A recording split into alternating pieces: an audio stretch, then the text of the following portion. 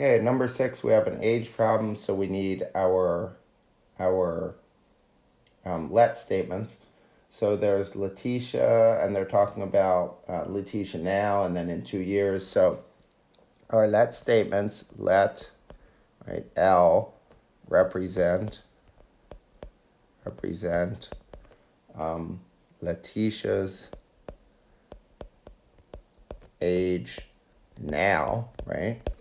And then Katie, let K represent Katie's age now. And the reason I need now is because in the problem they talk about their age now and they talk about their age in 2 years. So we have to really define what the variables represent. Okay, so now we can read off the sentences and translate to mathematical equations. So it says Letitia is, so L equals 21 years older than Katie, right? So K plus 21. There's our first equation. And the second equation, it says in 2 years, Letitia will be. So in 2 years, that means L plus 2, she will be equals twice as old as Katie. And it implies twice as old as Katie will be in 2 years, right?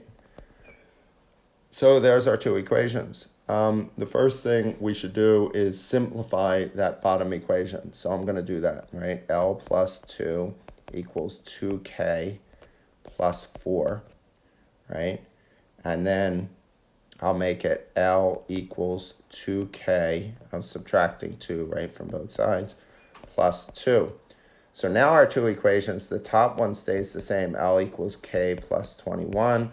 But the bottom one is this one, right? Simplified, L equals 2K plus 2, right?